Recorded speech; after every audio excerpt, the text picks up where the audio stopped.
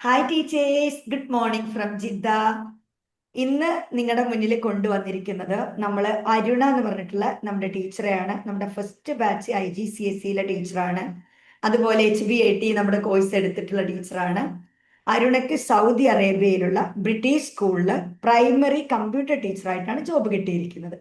So അരുണയിലേക്ക് പോകുന്നതിൻ്റെ മുമ്പ് ടീച്ചേഴ്സിൻ്റെ അടുത്ത് കുറച്ച് കാര്യം പറയാനുള്ളത്.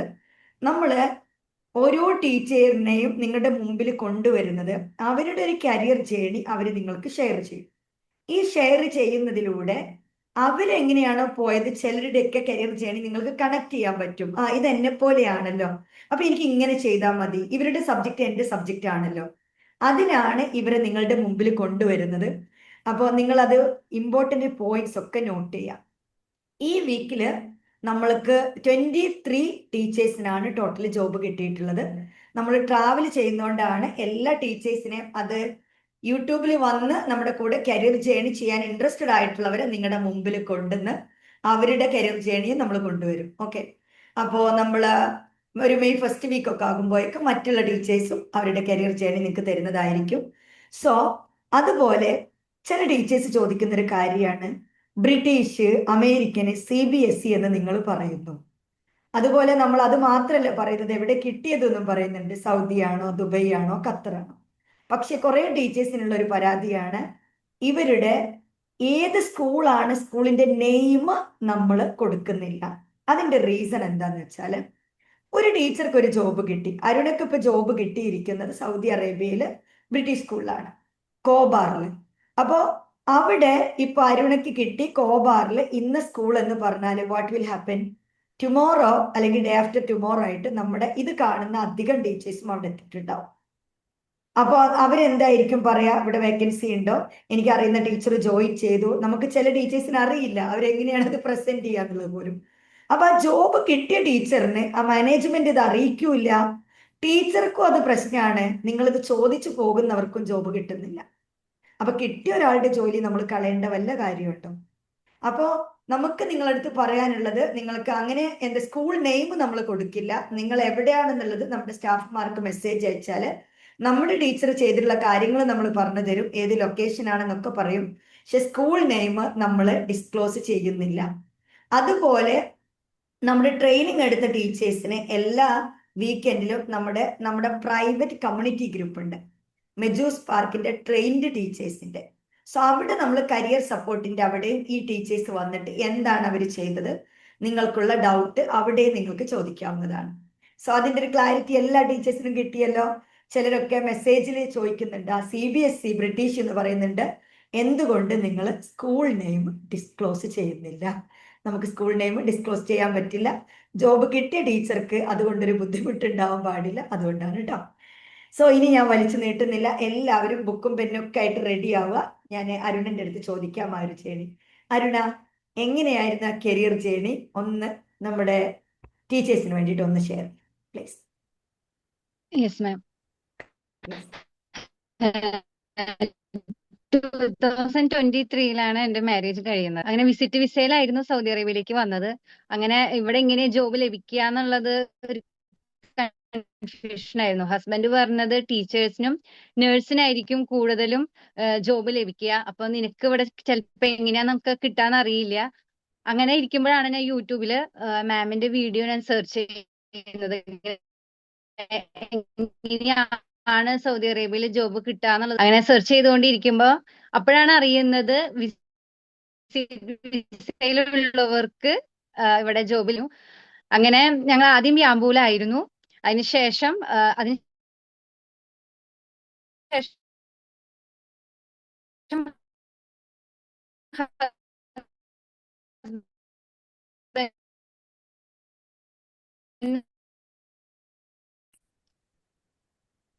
ടീച്ചേഴ്സ്, അരുണക്ക് നെറ്റ് ഇഷ്യൂ ഉള്ളതുകൊണ്ട് നമ്മൾ വീഡിയോ ഷോ ചെയ്യുന്നില്ല കേട്ടോ. യെസ് അരുണ, കണ്ടിന്യൂ ചെയ്തോളൂ. അങ്ങനെയാണ് മാമിന്റെ യൂട്യൂബ് വീഡിയോ കാണാൻ ഇടയായത്. അല്ല, ഞാൻ ഫസ്റ്റ് എടുത്ത course how to become international school teacher എന്ന കോഴ്സ് ആയിരുന്നു. സത്യം പറയുകയാണെങ്കിൽ ആ കോഴ്സ് എടുത്തില്ലായിരുന്നുവെങ്കിൽ ശരിക്കും പറഞ്ഞാൽ എനിക്ക് ഈ ജോബ് കിട്ടില്ലായിരുന്നു. കാരണം നമ്മൾ എങ്ങനെ വിചാരിക്കുക, സാധാരണ ഇന്ത്യൻ സ്കൂളിൽ പോണത് പോലെ സാധാരണ സൽവാറോ അല്ലെങ്കിൽ എന്തെങ്കിലും കുർത്തയൊക്കെ ഇട്ടിട്ടായിരിക്കും നമ്മൾ CV കൊണ്ടുകൊടുക്കാൻ പോവുക, അല്ലെങ്കിൽ ഇന്റർവ്യൂ അറ്റൻഡ് ചെയ്യാൻ പോവുക. പക്ഷെ മാമിന്റെ ഈ കോഴ്സ് എടുത്തതോട് കൂടി എങ്ങനെയാണ് ഒരു ഇന്റർനാഷണൽ സ്കൂളിലേക്ക് പോകേണ്ടത്, CV ഡ്രോപ്പ് ചെയ്യാൻ പോകുമ്പോൾ എങ്ങനെയാണ് അവിടേക്ക് നമ്മൾ എന്ത് അപ്പിയറൻസിലൂടെയാണ് നമ്മൾ പോകേണ്ടത് എന്നുള്ള കാര്യങ്ങളൊക്കെ മനസ്സിലാക്കാൻ സാധിച്ചു. ഫസ്റ്റ് ഓഫ് ഓൾ CV ആണ് നമ്മൾ കറക്റ്റ് ആയിട്ട് നമ്മൾ ചെയ്യേണ്ടത്. അത് മാം കറക്റ്റ് ആയിട്ട് പറഞ്ഞു തന്നിട്ടുണ്ട്. അതേ സ്റ്റെപ്സ് ഫോളോ ചെയ്ത് കഴിഞ്ഞാൽ നല്ലൊരു CV നമുക്ക് കിട്ടും. അതിനുശേഷം മാം പറയുന്നത് പോലെ എങ്ങനെയാണ് ഒരു ഒരു ഇന്റർവ്യൂ അറ്റൻഡ് ചെയ്യാൻ പോകേണ്ടത്, അതേപോലെ തന്നെ നമ്മൾ CV സ്കൂളിലേക്ക് കൊണ്ടുകൊടുക്കാൻ പോകുമ്പോൾ അതേപോലെ തന്നെ പോകണം. കാരണം നമ്മുടെ ഡ്രസ്സിംഗ് ആണ് അവരെ കൂടുതലും അട്രാക്ട് ചെയ്യണത്. ഒരു ഇന്റർനാഷണൽ സ്കൂളിലെ അപ്പീരിയൻസ് എങ്ങനെയാണോ അതേ സെയിം തന്നെ ഫോളോ ചെയ്ത് കഴിഞ്ഞാൽ നമ്മുടെ CV ഒന്നും ആ സമയത്ത് അവർ നോക്കില്ലേ, നമ്മളെന്ന് അവരൊന്ന് പരിഗണിക്കണല്ലോ. അപ്പൊ നമ്മുടെ അപ്പീരിയൻസ് കറക്റ്റ് ആയാൽ തന്നെ അവര് ജസ്റ്റ് ഒന്ന് ഇരിക്കൂ, ഞങ്ങള് പ്രിൻസിപ്പാളിന്റെ അടുത്തേക്ക് ഒന്ന് കൊണ്ടുപോകാം, ഇവിടെ ഒന്ന് വെയിറ്റ് ചെയ്യുമെന്നെങ്കിലും പറയണമെന്നുണ്ടെങ്കിൽ തന്നെ നമ്മുടെ അപ്പീരിയൻസ് ഓക്കെ ആയാൽ നമ്മൾ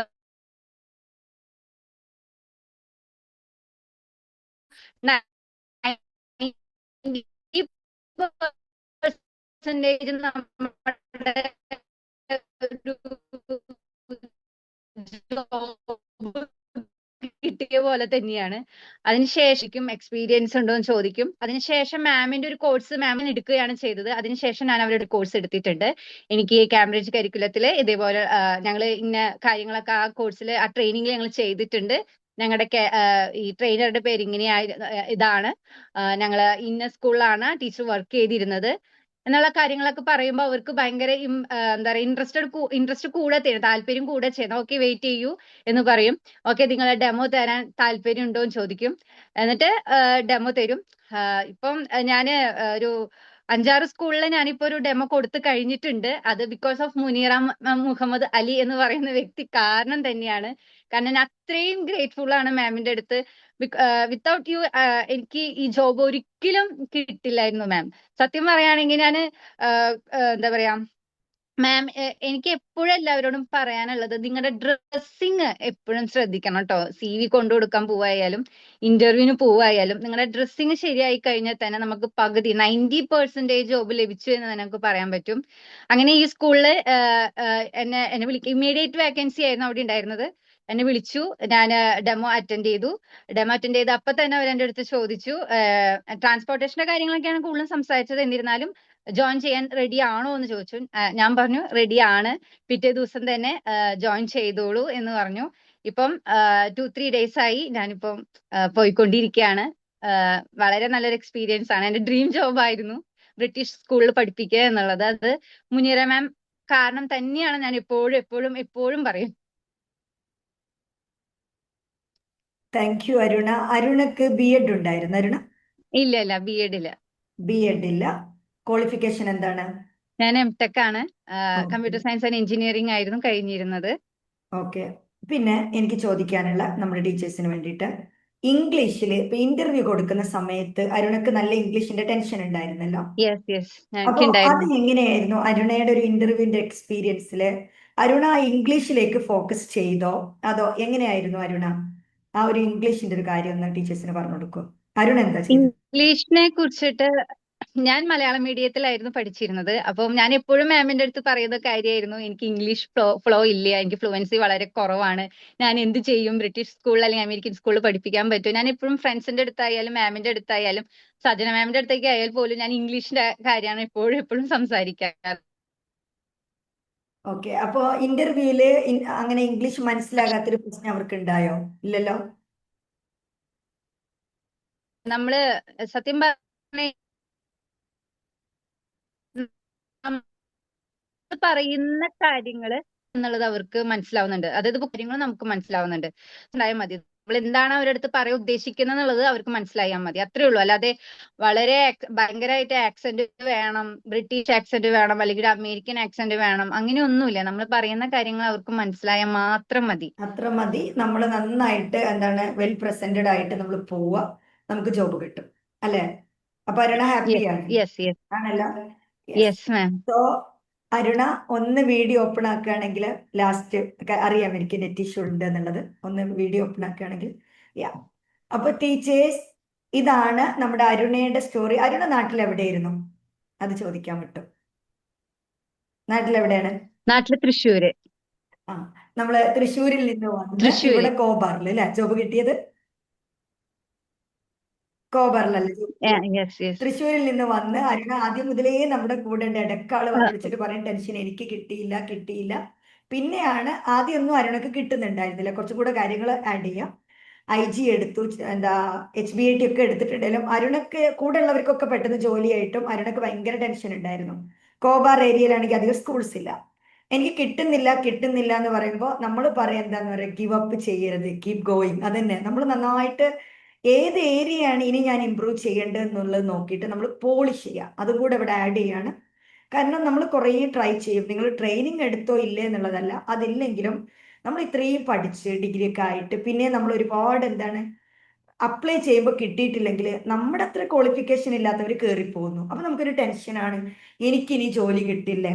ആ ടെൻഷൻ വേണ്ട. നിങ്ങൾ ചെയ്യേണ്ടത് എന്താന്ന് വെച്ചാൽ, എന്താവും എൻ്റെ പ്രശ്നം നോക്കിയിട്ട് ഓരോന്നിനും നമ്മൾ ഇന്റർവ്യൂവിന് പോവാം. ഇന്റർവ്യൂവിന് പോയിട്ട് പിന്നെ എന്ത് ചെയ്യാന്ന് വെച്ചാൽ ആ ഒരു ഏരിയ എന്താണ് എനിക്ക് കിട്ടാതിരുന്നത്, അതിന്റെ കാരണം നമ്മൾ മനസ്സിലാക്കിയിട്ട് ആ ഒരു ഏരിയ നമ്മൾ ഇമ്പ്രൂവ് ചെയ്യാനാണ് നോക്കേണ്ടത്. അപ്പൊ ടീച്ചേഴ്സ്, എനിക്ക് പറയാനുള്ളത്, നിങ്ങൾ നല്ലൊരു CV നിങ്ങളാക്കുക. ഇന്റർവ്യൂവിന്റെ കാര്യം നമ്മൾ ട്രെയിനിങ് എടുത്തവരാണെങ്കിൽ ട്രെയിനിങ്ങിലുള്ളത് പോലെ നിങ്ങൾ നോക്കിയിട്ട് നന്നായിട്ട് പ്രാക്ടീസ് ചെയ്യുക. അതുപോലെ ചെയ്യുക. ഇനി ട്രെയിനിങ് എടുക്കാത്ത ടീച്ചേഴ്സിന്റെ അടുത്ത് എനിക്ക് പറയാനുള്ളത്, നിങ്ങൾ ഒരു ഇന്റർനാഷണൽ സ്കൂളിലേക്കുള്ള എങ്ങനെയായിരിക്കും ഇന്റർവ്യൂ എന്നുള്ളത് എന്ത് ചെയ്യാം, അതിന്റെ ഒരു ഗൂഗിളിലും ChatGPT-യിലൊക്കെ പോയിട്ട് അതിന്റെ ഒരു ഐഡിയ നിങ്ങൾ ഉണ്ടാക്കിയിട്ട് അതിനനുസരിച്ച് പ്രാക്ടീസ് ചെയ്യുക. നന്നായിട്ട് പോയിട്ട് പെർഫോം ചെയ്യുക. അപ്പൊ നിങ്ങൾക്ക് എല്ലാവർക്കും ജോബ് കിട്ടട്ടെ നമ്മൾ വിഷ് ചെയ്യാണ്. സ്കൂൾ നെയിം പറയാത്തതിന്റെ റീസൺ ഇതാണ്. അറിയാലോ, ജോബ് കിട്ടിയ ടീച്ചേഴ്സിന് അതൊരു ബുദ്ധിമുട്ടായിരിക്കും അല്ലെ? അപ്പോൾ ബാക്കിയുള്ള ടീച്ചേഴ്സിന്റെ കരിയർ ജേണി ആയിട്ട് നമ്മളൊരു May 1st വീക്ക് ആകുമ്പോൾ നിങ്ങളുടെ മുന്നിൽ വരുന്നതായിരിക്കും. Thank you so much. All the best. Thank you ma'am.